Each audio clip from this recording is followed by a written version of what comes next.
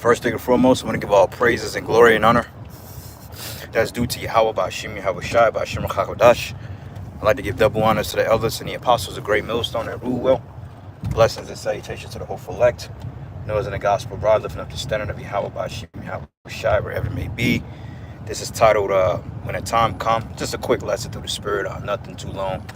But I was kind of meditating on it because I was looking at Apostle Kabar's video that he just did maybe like an hour ago regarding the video he did last year about how he went to go seek some help for a bill, I guess, regarding the health.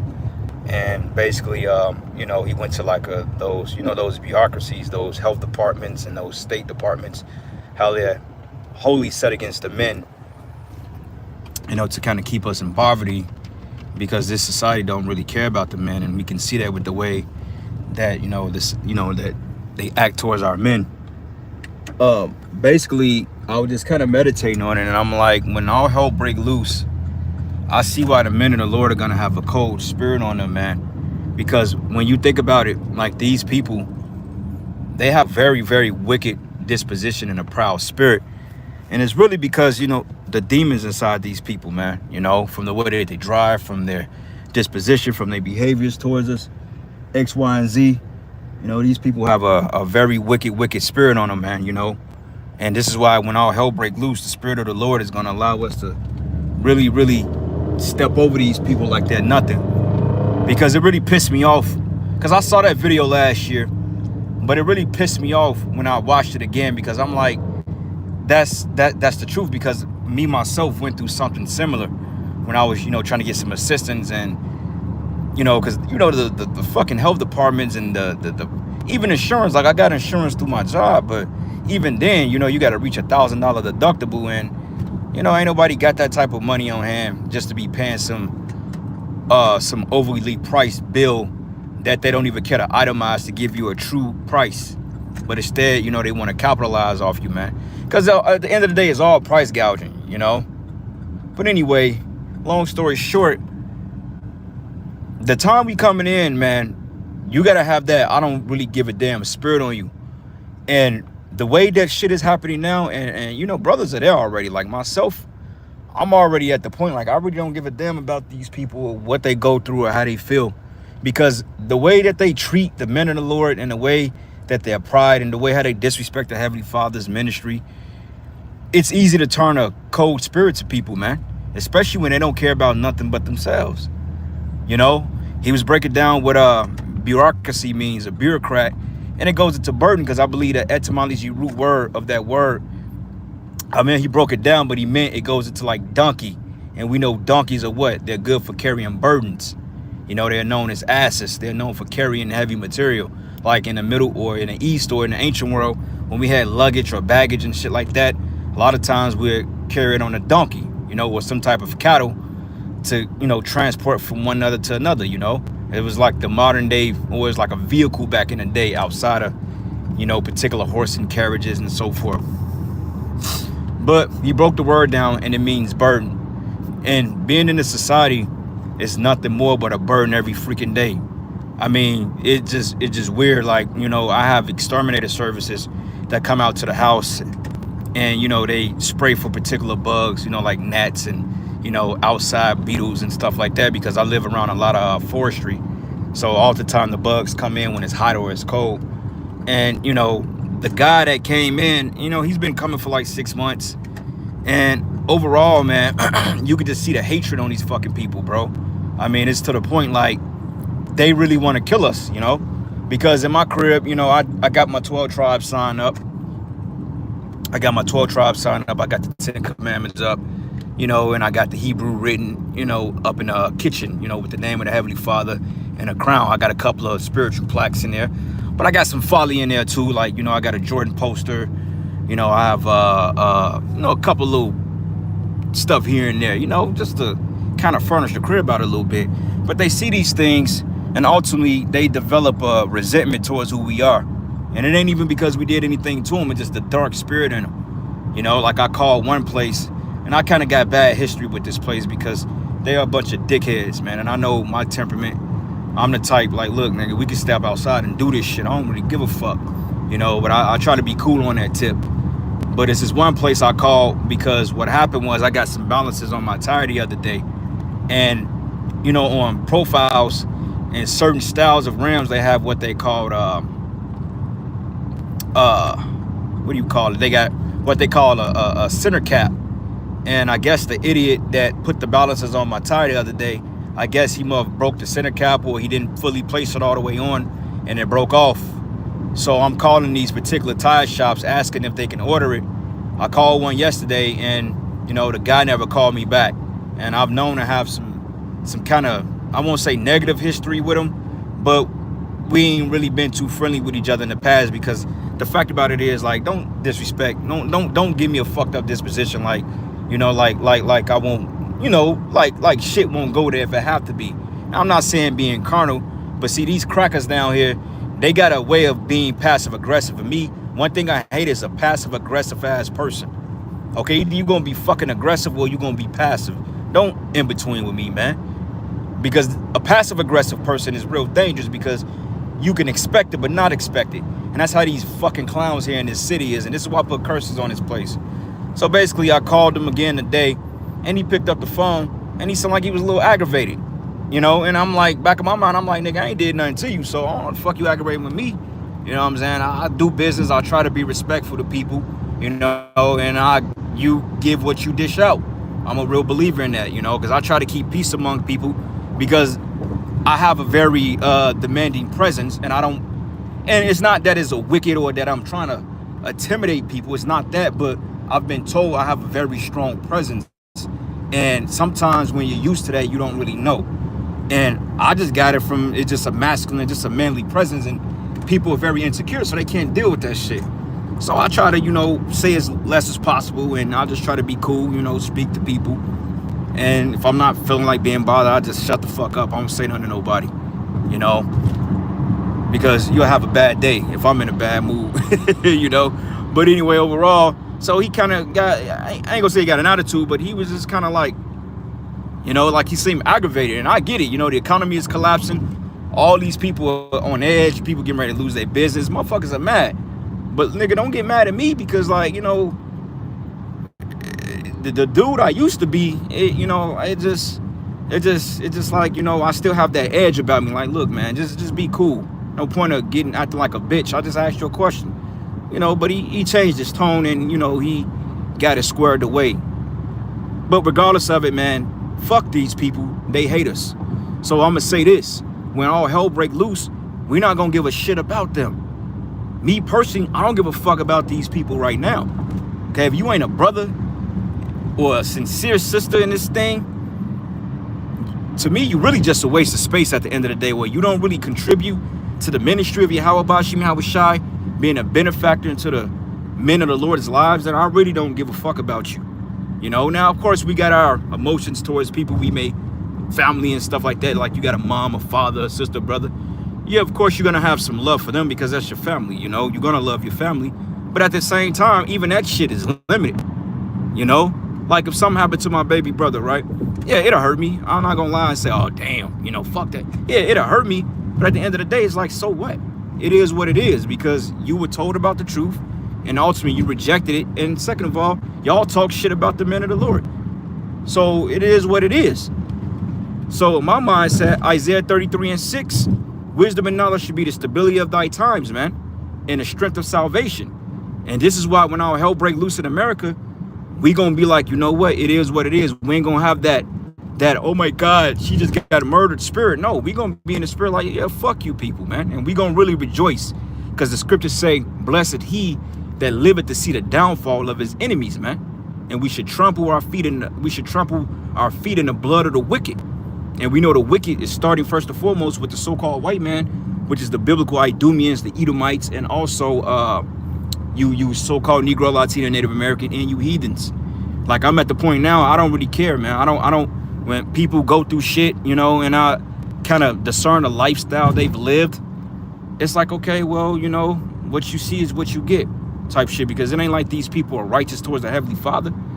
So when all hell break loose, You gotta have a very, very you gotta have a very, very strong spirit on you, brothers, man. And we gonna be in that I don't give a fuck spirit, man. Me, I'm already there. I can care less, man. You know what I'm saying? And I want to praise Yahawah Yahawashi because he's giving me that spirit to be like that. And I've been like that for a long time now. You know, even when I was younger, you know, my parents would get on me, mainly my mother, because they were like, oh, you just act like you don't give a fuck. And I would have trouble with women because I didn't really have that attentive spirit if I didn't really care about them, so to speak. Now, if it was a chick I liked, you know, that's different. But even then, it just like after a while, that shit gets old. So it's just like, I don't really give a fuck, man. And brothers, that's the way you got to be when this shit go down. Okay, you can't think twice. Hey, don't be a Lot's wife. You know, she looked back because she started loving the things of the world again, and she got destroyed, got eviscerated. And you don't want to be that person. Okay, you want to develop the thick skin now. You want to have the austerity and the spirit now to be able to withstand the hell that's coming, because all hell is getting ready to break loose. Okay, we're getting ready to see babies starve. We're getting ready to see men and women, elderly, catch all sorts of L's out here, man. So we got to be ready to deal with that. Like, I was on social media this morning, and there was a video of a Northern Kingdom looking dude, and he basically looked like he just knocked the old lady out. He punched her in the back of the fucking head. Now, she could have been an Edomite, could have been a Spaniard, because she had more like a Spaniard first name, sound like a Hispanic first name, but she had like a Edomite last name. So I suggest that it could have been a Spaniard. But either way it go, who gives a fuck, right? Now, first concept of that's pretty harsh. You knocking out an old lady. That's bad. That's wicked as all hell. But then, you know, and I was like, damn, that's fucked up. But I read the comments, and everybody is like, damn, that's bad. Let me catch this nigga on the street. Me, I don't really give a fuck. I mean, yeah, it's harsh. But then again, I have to think about it. Like, why did he target her? Okay. Now, it may seem random, okay, because people operate off their emotions. But was that random to Yahawah Yahawashi? And that's the question. Because he's a Hispanic and she's an Edomite, and we've already known what Esau have done on our people. So that could have been judgment, man. And when you look at it from a spiritual perspective, you don't get bugged out, man. Because when you first look at it, it's like, damn, that is pretty harsh, man, you know. But same time, it's like, it is what it is. And I ain't feel no type of way, you know. But at the same time, wicked niggas are gonna still be dealt with, because that's wicked. Knocking the old person out, man. All right. A couple of precepts here. And Shalom Maki Makwati Mahabashim Brakatham. Ecclesiastes 7:3. This is Manazar Gabar. Hold on, let me pull it up real quick. And it reads, it says, sorrow is better than laughter, and it may sadden your face, but it sharpens your understanding. Right, right.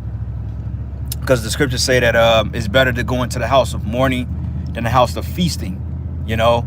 So overall, you know, we're not to be in a house of mirth. We're not to really be overly invested in this place. Yeah, you're gonna have things that make you tick and stuff like that, but overall, we really don't care. Me personally, I don't really care, man, you know. And that's the spirit that brothers have been in, because we're just over the bullshit. Like when Apostle Gabar did that video, and he did a response to the video he did a year ago, it really upset me, because it's just like, damn, you saw the vexation on his spirit, on his face. You could tell he was extremely vexed, and he was hurt by that, because that's what these corporations do. They don't give a fuck about Jake men. Okay, they really don't give a shit about us, man. And that puts a cold spirit on you. So to say this, the type of disposition we've been getting, it ain't because, you know what I'm saying, we're just evil, man. No, the Lord is building us up to not really give a damn anymore, man. Because every time somebody had a short disposition, or they look like they wanted to do something, that ain't do nothing but strengthen me to say, you know what, fuck you people. That just, it makes you colder. And this is why the apostles say all the time, man, you got to have that, you know, this thing is hard. You got to be hard in this thing. You got to have thick skin. You know, certain brothers develop that thick skin by getting fucked over by women. Whatever it takes for you to drop your attachments to a fallen world, the Lord is going to put you through it. And you got to praise Yahawashi for that, man. Okay, because that's a beautiful thing. You know, pissing you off to the point like you just don't give a fuck no more. You know, and that's the spirit we want to be in. Not saying just be a careless asshole, but things that don't matter. These people, they don't matter, man. Okay, the Lord said the unprofitable multitude should roughly paraphrasing it, the unprofitable multitude should perish, you know. But anyway, what is this? 2nd Esdras 9:20. It says, I considered the world, and behold, there was peril because of the devices that were coming to it. And it says, and I saw and spared it greatly, and have kept me a grape of cluster and a plant of great people. Yeah. Okay.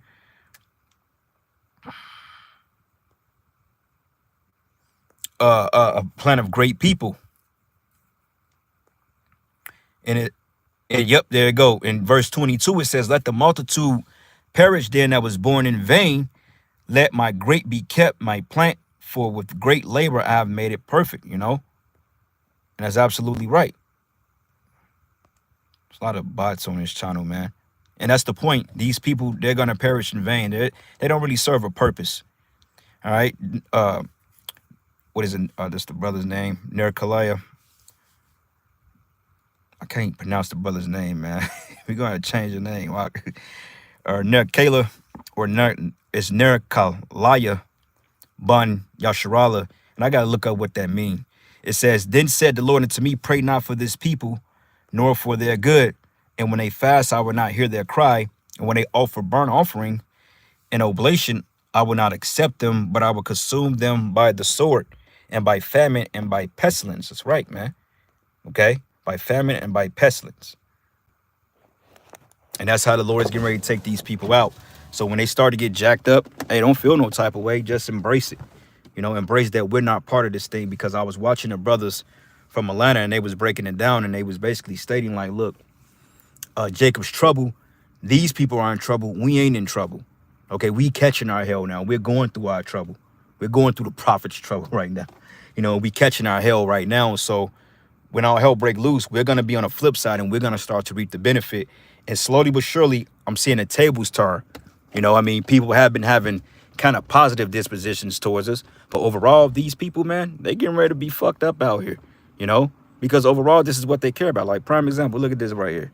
All about the world, you know, don't care about nothing and nobody. Should just throw them alone, because that's the way that these people operate, you know. But anyway, Sirach, or the Ecclesiastes 5:1, it says, keep thy foot when thou goest to the house of the Most High. Be more ready to hear than to give sacrifice of fools, for they consider not that they do evil. A couple more precepts and I got to shut it down. 1 Corinthians 7:29. But this I say, brethren, the time is short. It will remain that both they that have wives be as though they had none, and they that weep as though they wept not, and they that rejoice as though they rejoice not, and they that buy as though they possess it not. And that remind me of that precept in 2nd Esdras 16, starting at 42, and also Ezekiel 7, and I think starting in verses 13. You know, let's see what else we got here. Oh, let me just brother moderator.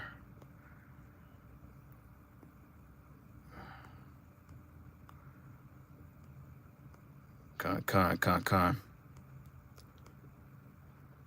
One more precept and I ended. I gotta actually go into this meeting real quick. So Salakia, I had to cut it short. Just trying to pick a couple of precepts here.